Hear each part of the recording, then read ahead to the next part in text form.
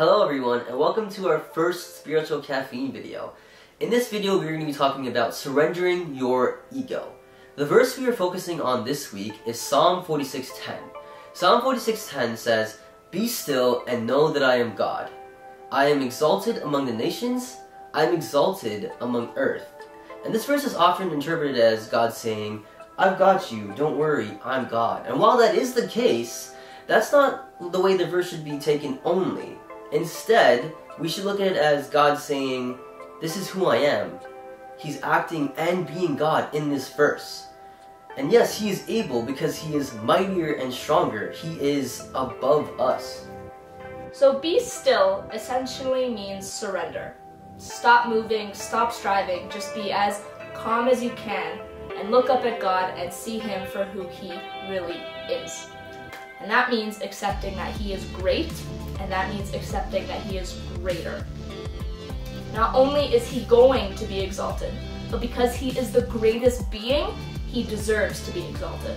Which leads me to bring up a lyric from a worship song. It's called "Now and Forever" by Newspring Worship, and the link is in the description. In the bridge it says, "There is no other name on earth worthy of honor. Jesus, you reign over all things, now and forever." Being still and knowing who God is essentially means accepting that there is no other name on earth worthy of honor. To accept that, you have to surrender your ego. You have to admit that you are lesser and that He is greater. And let's get real for a second. That is a very, very scary thing to do. And why is it scary? Well, two main reasons. One, you have no control, and two, because you don't trust God. Admitting that someone else has more power than you means you have no control. You can't fight God, you can't change His plans, you can't know more than He does.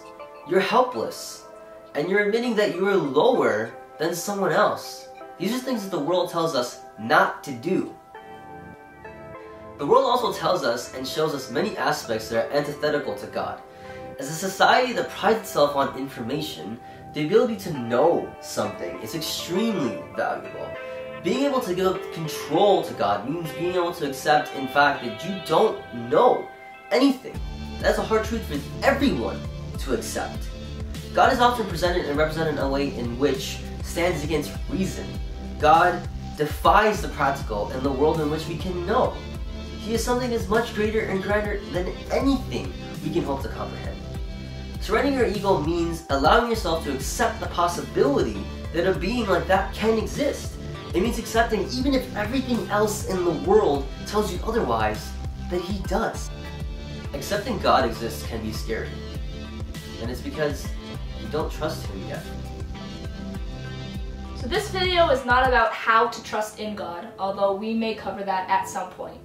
This video is about how to become comfortable with admitting that, as the song says, there is no other name on earth worthy of honor.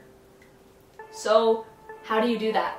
Maybe you're someone who doesn't know God at all, or you're someone who is so new to Christianity and you're trying to be a good servant, but you just can't seem to become comfortable with admitting how high God is and how low you are. So, these are the two things that helped me when I was a new Christian. Number one, admit the truth. Number two, repeat the truth. Number one, admit to yourself the facts that we've gone over. God is greater than me. I am less than Him. Now remember, to anyone watching, this is not a practice in speaking a lack of self-worth. You are just as valued and worthy as Jesus Christ Himself because He died for you. But God is greater, and He is the only one, His is the only name that deserves praise for just being who He is. And number two, turn those truths in your mind. Repeat it to yourself. Work it over in your thought concepts in your head. Yes, it can be scary. You're giving up control, your power, your ego, your pride. You're choosing vulnerability, which is insane. You're choosing to accept that someone is greater than you are and that He can do whatever He wants. Turn your life upside down and maybe even hurt you if He wants. But he is not going to do that. And why? Because he's so good. That's his greatest promise, that he is good. And he isn't changing that personality trait ever. This is why developed Christians find it so easy to just be still and know that he is God. Because once you learn to trust in God, that verse stops being so scary and it kind of becomes a celebration. What helped me was two things. One, to keep an open mind and accept the possibility of God existing.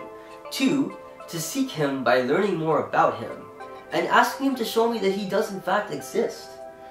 For the first one, if you give yourself an open mind, it will immensely help you towards learning more about him. If you remain skeptical or doubtful, you will never truly ascertain the knowledge you hope to obtain. For the second thing, you seek him by reading about him. You read the Bible, you ask Christians who know God, really know God. And you ask, most importantly, you ask God himself to show you the way. No one else can give you the way more than he can.